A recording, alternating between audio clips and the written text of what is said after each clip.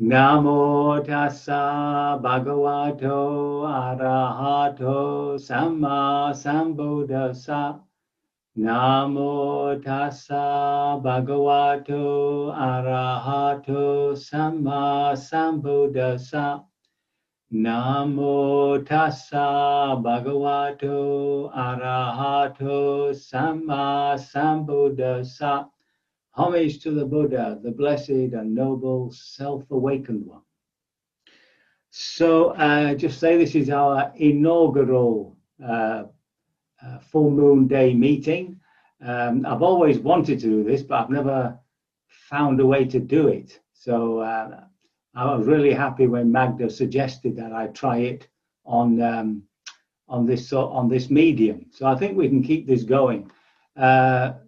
Luckily, it's fallen on a Sunday, and I'm inclined to, in the future, choose the closest Sunday to the full moon because that's most convenient for people. In Sri Lanka, they are public holidays. All the moons are public holidays, so there's no problem in keeping the full moon itself there. Yeah? So my idea is that with every full moon, we look at some of the teachings of the Buddha, and eventually throughout the year, we cover it all.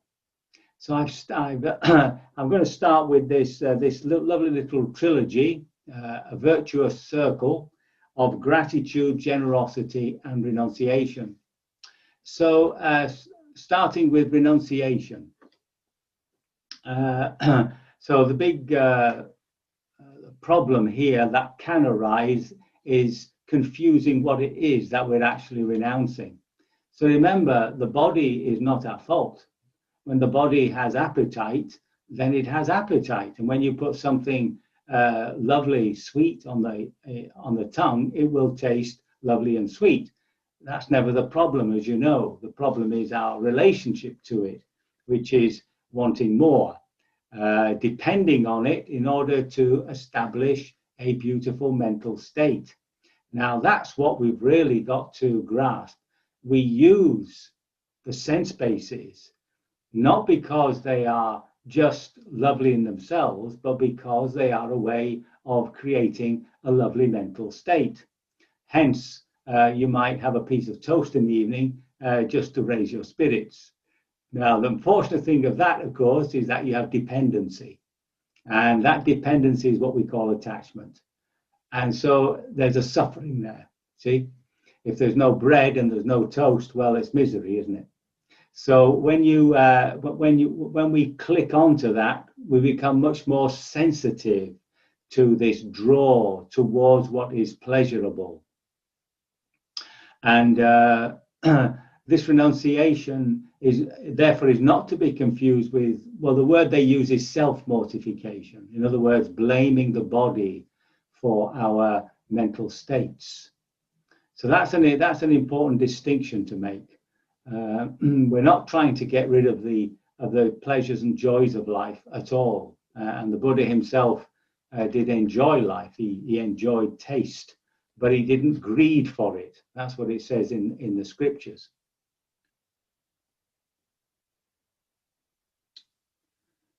And this whole idea of renunciation will arise on two different types of grasping, which is one about our wealth and the other about our time.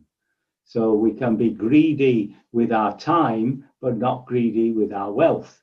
So we can be generous with our wealth, but if somebody asks us to do something for them, we shy off it. And the other way around, we can be very happy giving time, but if somebody asks us for a bit of money, we're not inclined to give. So again, we have to look at that. And this trilogy, this little virtuous circle of gratitude, generosity, and renunciation, is not actually taught in the scriptures themselves as a way to liberation. This is more a commentary points it out. And this, of course, accords directly with our daily life. This is our daily life, in our daily work, in the way we are with people. So if we can generate that virtuous circle, it's actually drawing us towards liberation. So letting go of attachment, letting go of dependency is the path to liberation. So you might say that the whole of the path is one of renunciation. Yeah, because eventually you've got to renounce the sense of self. Right? That's the last thing to go. This little idea that somewhere within us we actually do believe ourselves to be this psychophysical organism, for want of a better word. So that's this renunciation business. Now, just to go to the front of the trilogy, this sense of gratitude. Now, as you know, when you feel gratitude, it really is a heartwarming feeling, you know. And when we feel this gratitude, we always want to repay it. Now, if we spend some time just considering what we've received from our parents gave us our life, you know, our mothers. When you think about that, you might have problems with your mother and your father. In fact, somebody once asked, how do you know when you're fully liberated? And they said, well, go and spend a week with your mother, and then you'll know. So, it may be that our general relationship is a bit fractious and so on and so forth, but you still have your life through your parents. And the Buddha said that even if you were to carry them on your shoulders the whole of your life, you'd never repay them. In fact, it's unrepayable. And that's what you begin to realize, I think, when you contemplate everything that's been given to you, you know, from your family, from your friends, the good deeds and the companionship of family and friends. All this is given to you. And then there's things like what society gives us, all our education. You know, our parents could not have afforded, most of our parents could not have afforded to educate us. And it's the same with the social services. We might not have needed them up until now, but if we get old enough, you definitely begin to need them. And of course, there's our health system. You know, it's funny how you take something as a right, and you just sort of presume that it's something isn't given because either you've paid for it through the national insurance or because it's taken for granted. But how many times have you thanked your doctors? You know, thanked the dentist. Now, the dentist I had here in Bishop's Castle was really good. The front tooth here finally gave in, and he put this false tooth in, you know, and it was pretty awful. You've got to get used to it. You couldn't eat nuts. All the nuts got behind the tooth, behind the palate. So you had to take it out and wash your mouth out and stick it back in. And when I told him that it was a little inconvenient, he finally decided to give me a bridge. And there it is. It's absolutely fantastic. And it's a case of recognizing all these gifts that people have given us. If you bring to mind, for instance, the teachers, one or two favorite teachers that you've had, you know, it does fill the heart with a sense of gratitude. And finally, of course, there's nature, you know, just the earth that we live on, which we become more and more aware of these days. Now, what gratitude does is it makes you want to repay. And because you can't repay what has been given, you can't repay something that has been given to you freely. You have to find a substitute. And that draws you towards just being generous ourselves. And that moves us into this whole area of generosity. Now, when the Buddha talked to lay people, he always began with generosity. You know, he pointed out that even a thief can be generous. You know, he's just taken something off you and he's very kindly given it to somebody in his family or friends. So when we think about generosity, the ability to give without some idea of being repaid. And that's quite difficult for us. So we have to clarify the mind about that. Now, there are certain times you give gifts, such as Christmas, which is more like a little ritual re-establishing friendship. So you get your pair of socks, and they get their pair of socks, and that's fine, unless, of course, the pair that they've given you is obviously much cheaper than what you spent on the socks that you gave them. So that's when the trouble starts. So there's always a bit of bargaining going on. It's always like a business, like in business, you see.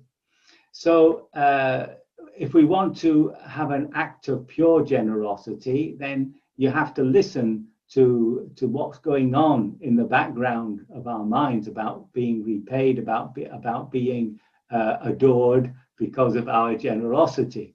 So if you're going to give, for instance, a donation to a charity, and there are so many of them these days, you have to sort of get yourself into that mental state where that's the only thing in your mind and heart, that you are giving this in order to help somebody, right?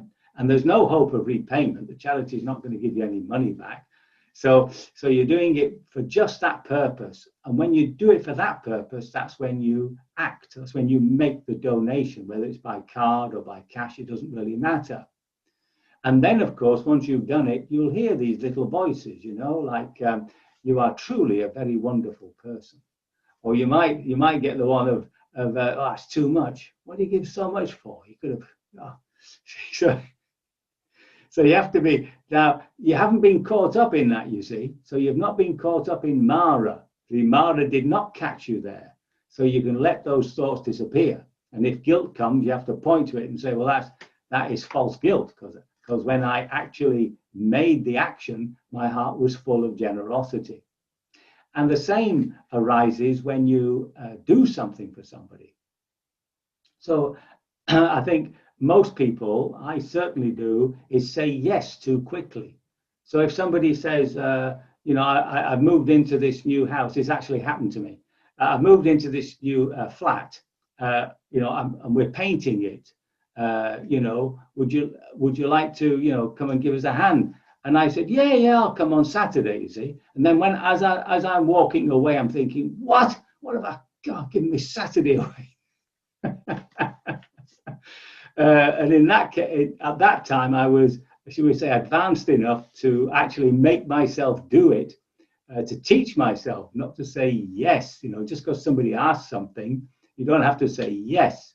And there's a point where you can actually reflect for a moment and then, say yes. So it's coming from a point of reflection. You're not just doing it by habit. So again, that point of generosity there has to be a certain reflection about it, and that you are doing it from the heart of goodwill, and that you're not even expecting a thank you. And that's very difficult. When I became a monastic, we're not supposed to say thank you. I mean, I say it in the West because people get very upset, but in the East, you don't say thank you. You see, it undermines the person's gift. That's the understanding. Because if somebody gives something to you, they don't expect you to say thank you. But if they expect you to say thank you, and then you don't say thank you, then of course they feel very upset. And that tells you that the gift is slightly corrupted. They wanted praise, they wanted appreciation. So to be able to give something without that desire to be acknowledged is leading us towards a real pure heart generosity. And the other little telltale is just to give that little bit more that pinches. That little pinch is where you're truly being generous, where you're giving just that bit of extra time, just that little bit of extra money. And that's the point where it just begins to hurt a little bit. That's the point where you are truly extending extending our generosity. So just to recap, we have this lovely virtuous circle, this feeling of gratitude. And one exercise you can give yourself is just to say that tomorrow, everything, I will say thank you to everything. I'll say thank you to the door that opens. In Zen, of course, you always gasho when you enter a room. You're taught to thank everything. You have to gasho when you approach the table. You gasho to the chair. So this whole attitude of actually not presuming on anything, not thinking that we have a right to everything, but that everything is a gift. And if you go through the whole day like that, you'd be surprised how it lifts you. It really does lift you. And then once we've established more and more this sense of gratitude and the knowledge that you can't repay directly what people have given to you. There has to be, you have to find a way of expressing that gratitude through generosity. And when we are being generous, just to stop for a moment and to make sure that you're doing it for pure reasons. That's all. Right? And then to realize that when I've actually made an act of generosity with a pure heart, I've renounced something. I've let go of something I'm holding on to. And I'm actually practicing renunciation, right? Letting go of that grip on things.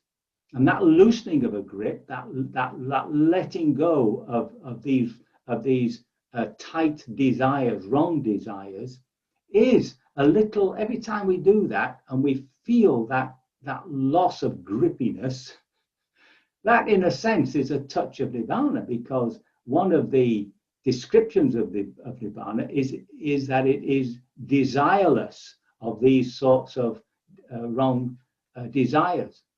So there's a lovely little practice there, which, is just ongoing, day in and day out. And it's only a matter of reminding ourselves to do it. And just very slowly, it becomes a habitude, that's all. And really, that's what we're doing in our practice. We are just changing our habits, moving away from habits which cause ourselves suffering and aren't very pleasant for others, and moving towards habits which bring us happiness. So there is, the gift of the practice is a natural happiness in life. It's not Nibbana, it's just a natural happiness. And this happiness that we talk about is the internal environment, within ourselves. So this is a really powerful practice. And I try and remember to do it myself occasionally.